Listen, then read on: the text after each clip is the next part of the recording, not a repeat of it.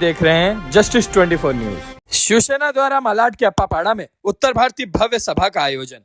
मुंबई मालाड पूर्व के अप्पापाड़ा स्थित चैतन्य हॉल में शिवसेना की ओर से उत्तर भारतीय भव्य सभा का आयोजन किया गया। इस कार्यक्रम का आयोजन युवा समाज सेविका अनुषा मिथुन सिंह और समाज सेवक एवं शिव सैनिक मिथुन सिंह ने किया, जिसमें भारी संख्या में स्थानीय नागरिक शामिल हुए। कार्यक्रम के मुख्य अतिथि शिवसेना प्रवक्ता एवं पूर्व सांसद संजय निरुपम रहे। सभा के दौरान सांस्कृतिक कार्यक्रम भी आयोजित किए गए, जिसमें सुर संग्राम विजेता और प्रसिद्ध गायक Mohan Rathore, Bigg Boss runner up Neelam Giri, अभिनेता अनिल जायसवाल और सिंगर किरण कश्यप सहित कई कलाकारों ने अपनी प्रस्तुतियां दी। कलाकारों की प्रस्तुतियों को दर्शकों ने सराहा और कार्यक्रम के दौरान पूरा हॉल तालियों से गूंजता रहा। इस मौके पर आगामी मुंबई मनपा चुनाव को लेकर भी चर्चा रही। जैसा कि मनपा चुनाव की तारीख की घोषणा कभी भी हो सकती है, ऐसे में वार्ड क्रमांक 38 की जनता के समर्थन और प्रोत्साहन से युवा समाज सेविका अनुषा मिथुन सिंह चुनावी मैदान में उतरने की तैयारी में है। ऐसे में मंच से अपने संबोधन में संजय निरुपम ने कहा कि जिस तरह देश के यशस्वी प्रधानमंत्री नरेंद्र मोदी ने बिहार में सिंगर मैथिली ठाकुर को टिकट देकर उन्हें सबसे कम उम्र की विधायक बनाया और नई पीढ़ी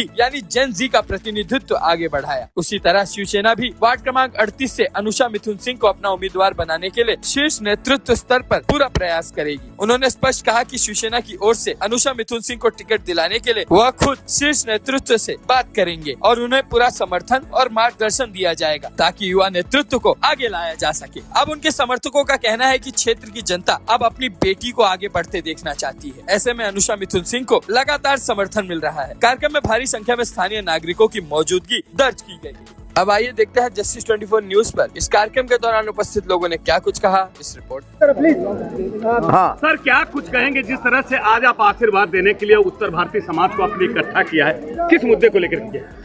देखिए, हमारे प्रिय साथी और शिवसेना के नेता, इस इलाके के सामाजिक और राजनीतिक कार्यकर्ता, हर गोर गरीब के सुख दुख में हमेशा शामिल रहने वाले मिथुन सिंह जी ने आज यह उत्तर भारतीयों की महफिल सजाई है और इस मौके पर उनने ऐसी इच्छा व्यक्त की है कि इस वार्ड से उनकी सुपुत्री अनुषा मिथुन सिंह को यहाँ से शिवसेना का उम्मीदवार बनाया जाए। बिल्कुल चुनाव का वक्त है और सबको अपनी अपनी इच्छा जाहिर करने का अधिकार है। मैंने कहा मैं पूरी तरह मदद करूँगा, इस पूरे विषय को अपने शीर्ष नेतृत्व तक लेके जाऊंगा और अपने नेतृत्व को मैं प्रभावित करने की कोशिश करूंगा कि यहाँ पर मौका इस बच्ची को दिया जाए ताकि चुनाव जीत करके इस पूरे वार्ड में काम करे, लोगों की सेवा करे। आपको नहीं लगता है कि सबसे छोटी उम्र की लड़की और मैथिली जिस तरीके से प्रधानमंत्री जी ने उसको मौका दिया, हमारी बिटिया को भी मौका दिया जाएगा क्या? देखिए, ऐसा है, पूरे देश में पहली आमदार मैथिली ठाकुर है जो जेनजी है। जेनजी उसको बोलते हैं जो 2000 में पैदा होते हैं। बिल्कुल जिस तरीके से पूरे देश की पहली आमदार, पहली विधायिका जेनजी मिथिला ठाकुर है, वैसी मेरी इच्छा होगी कि एक दूसरी जेनजी शिवसेना के कोटे में जाए और यहाँ से चुन करके जाए, लेकिन फैसला पार्टी के नेतृत्व को करना है और नेतृत्व फैसला करेगा।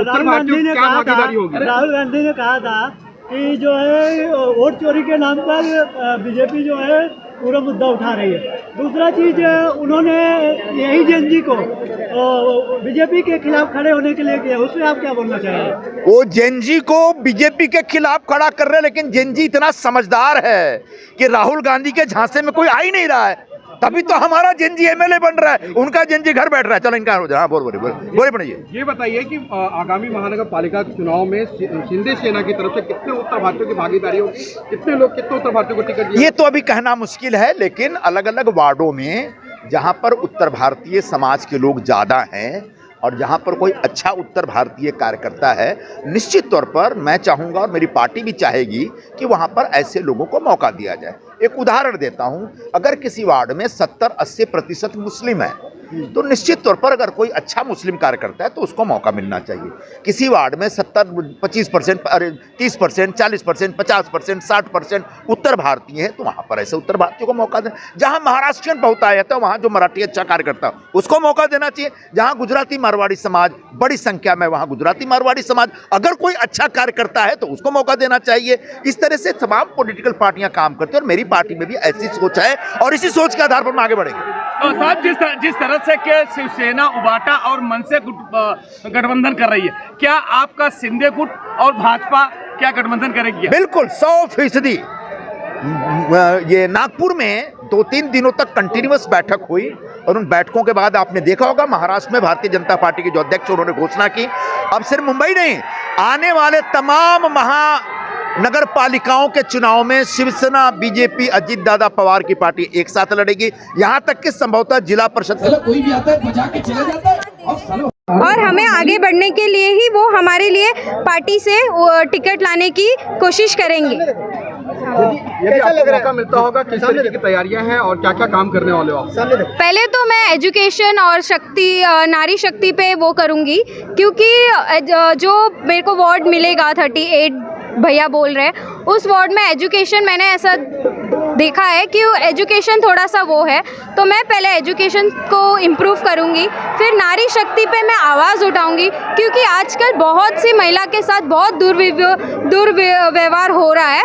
सो मैं पहले नारी शक्ति की आवाज़ उठाऊँगी और एजुकेशन को डेवलप करने की पूरी कोशिश करूँगी, अगर मेरे को वहाँ से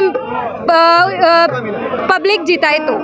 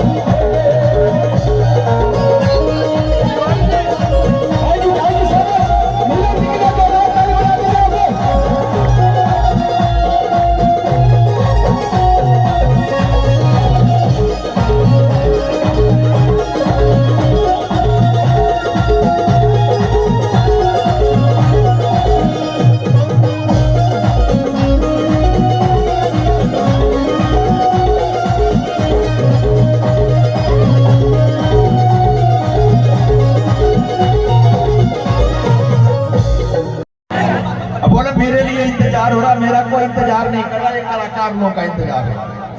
सही बोल रहा हूँ?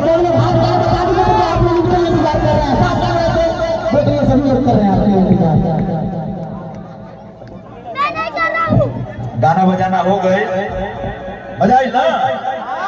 अरे मजा आई कि नहीं? जरा जोर से बोला, आई ना मजा? अभी और गई हैं राठौर जी, और गई हैं नीलम गिरी जी, आज बड़ी थोड़ा नचिया होती है, थोड़ा डांस वांस दिखाई है। आज चैतन्य हॉल में अप्पा पाड़ा में हमारे भाई और दिंडोसी के एक जिंदा दिल सामाजिक राजनीतिक कार्यकर्ता श्री मिथुन सिंह जी ने ये जबरदस्त महफिल सजाया है। सबसे पहले मिथुन सिंह जी के लिए जोरदार एक ताली बजाइए। मिथुन भाई बड़ा जोरदार एक उत्साही कार्यकर्ता है और दिन रात कुरार में अप्पा पाड़ा में रास्ता पे उतर के लोगों की सेवा करने में लगे रहे। कहीं आग लगती है, मारामारी होती है, तो पुलिस वालों को, फायर ब्रिगेड को बाद में पता चलता है, पहले मिथुन सिंह को पता चलता और वहां पहुंच जाते हैं। ऐसे एक सक्रिय कार्यकर्ता मिथुन भाई, इन्होंने आज यहां पर शानदार ऐसा उत्तर भारतीय सभा का आयोजन किया है। चुनाव का टाइम है, अभी चुनाव आएगा तो चुनावी भाषण होगा। चुनावी महोत्सव में खूब चुनावी भाषण होता है, लेकिन तब तक अपनी अपनी तैयारी होनी चाहिए। मन में इच्छा भी होती है, इच्छा जाहिर भी करना चाहिए, और इच्छा जाहिर करने के लिए मिथुन भाई अपनी बिटिया रानी को मैदान में उतारने के लिए आए। आइए, अनुषा दीदी आगे बढ़ो। जय श्री राम, जय श्री राम, जय श्री राम, जय श्री राम। छत्रपति शिवाजी महाराज। अनुषा को मौका मिले और इनकी ये इच्छा है, इसको पूरा करने के लिए पार्टी में जो हमारा शीर्ष नेतृत्व है वहां तक इस बात को पहुंचाएंगे, और मैं पूरा प्रयास करूंगा, एड़ी चोटी लगा दूंगा कि अनुषा मिथुन सिंह इस इलाके के हाथ बढ़ा,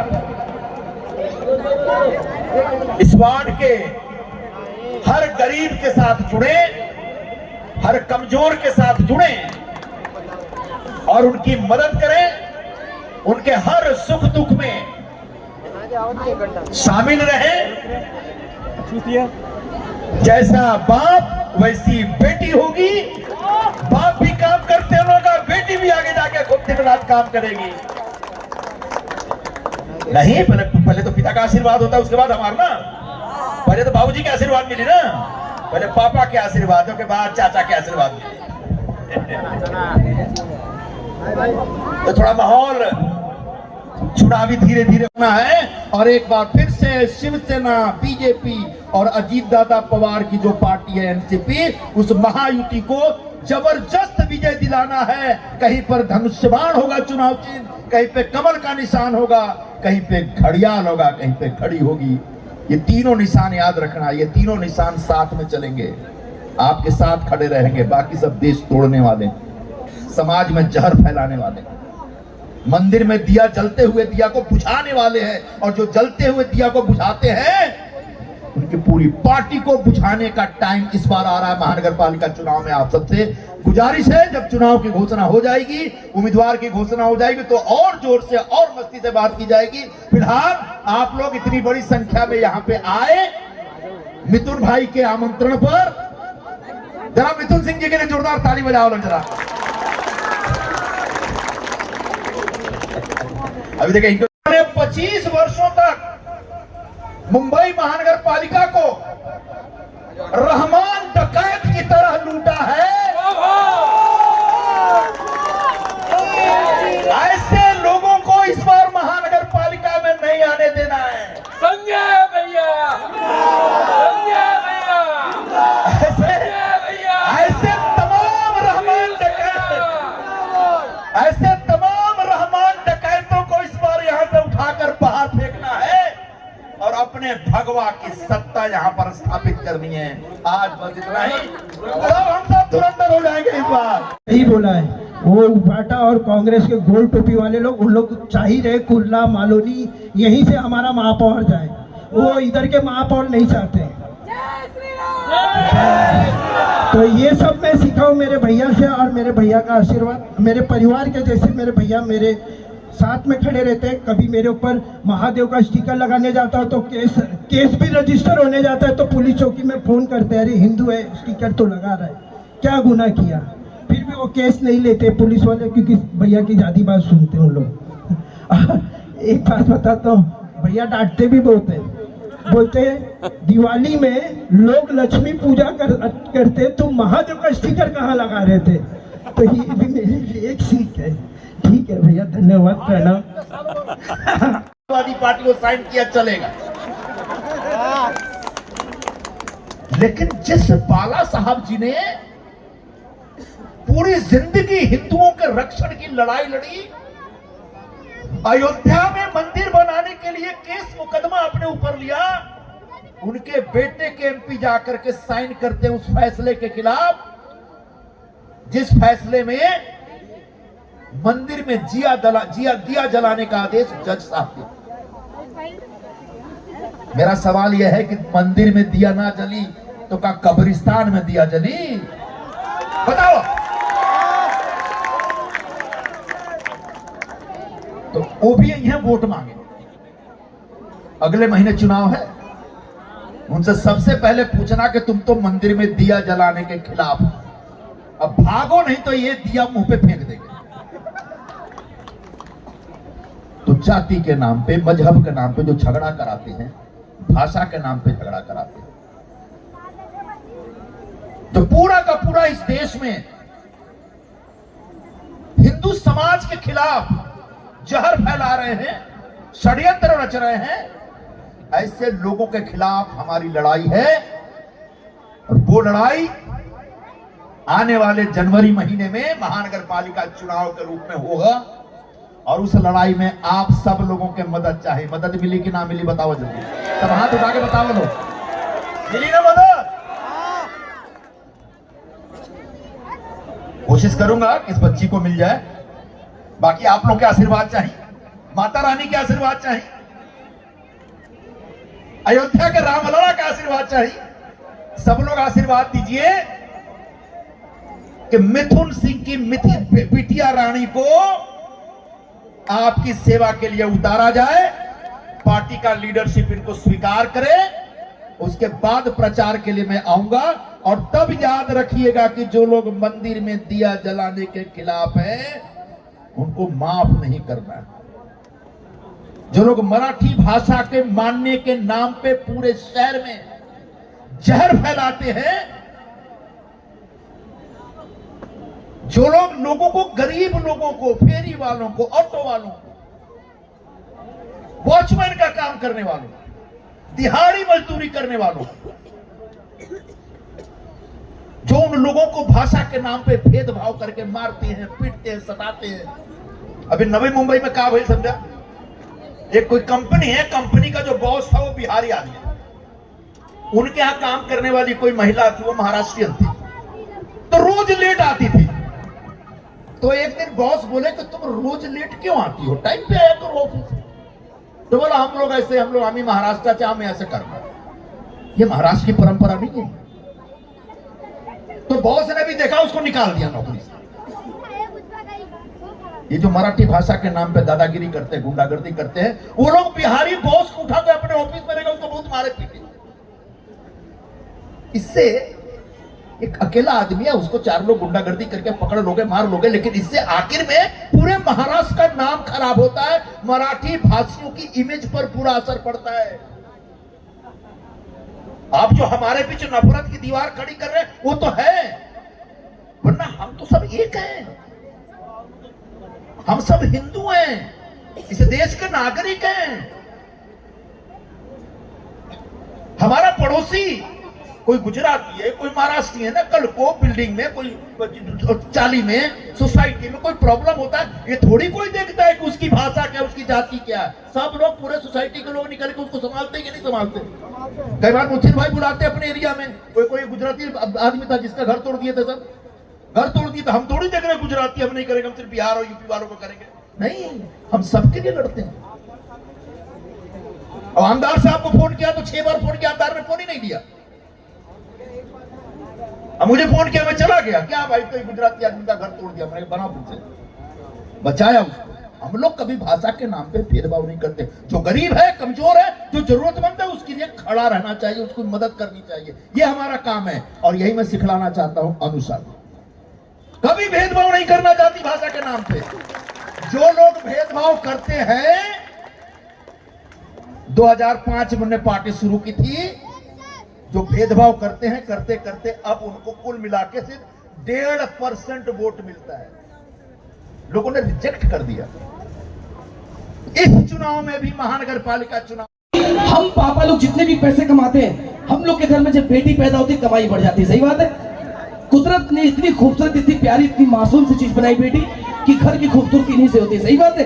एक चीज और, छोटी बच्चियां और मम्मी दोनों सज धज के तैयार होकर अपने हस्बैंड के सामने जाए और पूछे कि हम दोनों में कौन अच्छी लग रही है, तो कौन अच्छी लगती है? यह बात 4 लोगों के सामने बेटियां बोल दे कि हम पापा की बेटी है, तो ऐसा लगता है हमने यही दौलत कमाई है, सही बात है। यकीन मानिए मैं इस वक्त जब से मेरी बेटी हुई है तब से मैं पूरी दुनिया में बात पहुंचाना चाहता हूं कि अगर आपको कामयाब बनना है तो आपके घर में बेटी होनी बहुत जरूरी है। एक बार वापस से जोरदार ताली बेटी के लिए। हेलो, कल मैडम जी एक लड़की है एकदम इनकी तरह थी, मिली थे में हर बात पे इंग्लिश बोल रही है, इंग्लिश बोल रही है हर बात पे। हम हिंदी बोल रहे हैं, हम हिंदी बोले वो इंग्लिश बोल रही है। मुझसे कह रही शफीक जी आपको इंग्लिश नहीं आती है? हमने कहा मैडम जी जितनी इंग्लिश पढ़ लो, जब पीछे कुत्ता पड़ता है तो हिंदी मंगाने में जाता है। हट हट हट हट हट हट हट। अब फिर कुत्ता अपनी तरह से बोलता है इसे। एक चीज और, जो बच्चे इंग्लिश मीडियम में पढ़ते हैं उनमें और गरीब बच्चों में कितना फर्क है ना। इंग्लिश मीडियम बच्चे हर बात पे इंग्लिश में बतियाते हैं, गरीब बच्चे हिंदी में। एक बार दोनों बच्चे अपने दोस्तों के साथ चिड़िया करके घूमने के लिए पिंजरे में देखा गोरिल्ला काले रंग का, तो इंग्लिश मीडियम बच्चा अपने दोस्त से कह रहा है hey look this is King Kong, no disturb, okay. अब गरीब बच्चा अपने दोस्त से अबे कल्लू देख तेरा बाप, मार साले को पत्थर मार तू था तो मजा नहीं आ रहा। भाई जितनी इंग्लिश पढ़ लो जो मजा हिंदी में कहीं नहीं है, सही बात है। अच्छा एक चीज और, हेलो मैडम जी एक ऐसी बात है मेरे पास, पूरी दुनिया में हिंदुस्तान और विदेश में अकेला इंसान मैं हूं, मैंने ये बात नोट करी, आज आपको पता चलेगा। उस समय की बात बता रहे जब आप लोग छोटे से थे, जब आपको पापा 54-58 1 रुपया दिया करते थे। याद है उस समय जब कोई मेहमान हम लोग के घर पे आता था, जब वो जाने वाला होता तो हम लोग बड़े खुश हो जाते थे, या राजा कुछ पैसा देके जाएगा याद में, है ना। अब वो जैसे ही जेब में हाथ डालता हम लोग बड़े खुश, जब उसमें से 10 की नोट निकालता बम्पर खुश। मगर याद होगा जैसे ही हमारे हाथ में 10 की नोट आने वाली होती है, हमारे पीछे से किसकी आवाज आती है? मम्मी की। अरे रहने दो मत दो पैसा बच्चे को, अरे बच्चा खराब हो जाएगा, आग लग जाती तन बदन में। यही हमारी अम्मा है, आता पैसा चला गया। मगर वो 10 रुपए हम लोग को देके जाता था, फिर उसमें से मम्मी 8 रुपए TTS काट के 2 रुपए देती थी। आज उसी का नाम GST है। ये बचपन से लागू मोदी जी को भी पता चला। अच्छा लड़कों के साथ एक चीज जरूर हुआ होगा, इनके साथ आपके साथ इनके साथ तो पक्का हुआ होगा। जब आपको बचपन में मम्मी कूट कूट के मारती थी तो आप रोते रोते कहते थे हमारे पहले 120 रुपए तुम निकालो। उस दिन मामा 50 दिए, 50 हुए थे, 20 हुए थे, हम लोग जोड़ के बैठते थे और पूरे मोहल्ले के बच्चों को बताते थे मम्मी के पास 120 रुपए जमा है जो कभी नहीं मिला। आइए लेके चलते अगले पैराल पर एक छोटी सी चीज।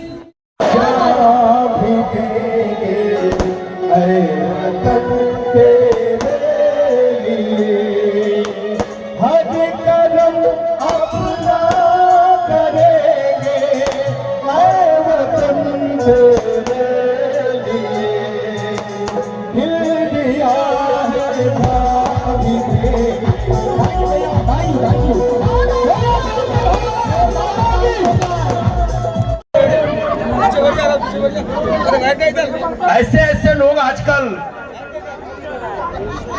मुंबई में राजनीति करने लगे हैं जिनका जन सामान्य से कोई लेना देना नहीं। जाति के नाम पे, भाषा के नाम पे लोगों को भड़काना, डराना, धमकी देना। ठीक है, यहाँ की जो स्थानिक भाषा है मराठी भाषा, उसका सम्मान करते हैं और आगे भी सम्मान करेंगे। लेकिन कोई बेचारा एक वॉचमैन कहीं देवरिया से, गोरखपुर, महाराजगंज से, बलिया से, आजमगढ़ से, मऊ से रोजी रोटी खातिर यहां आए हैं और 2-4 महीना भाई और जाके बोलते तू मराठी बोल। बता 4 महीना में अगर वो यहां आके कोई नई भाषा सीखने की क्षमता रखता तो वॉचमैन होता वो तो बहुत इंटेलिजेंट IAS IPS बन जाता। तो सीखना चाहिए, बोलना चाहिए। तो ये जो भाषा के नाम पे मारामारी, गुंडागर्दी करते हैं, इसके खिलाफ मैं हूं। मैं भाषा के खिलाफ नहीं हूं, भाषा का सम्मान करता हूं। ये हमारा संस्कार है।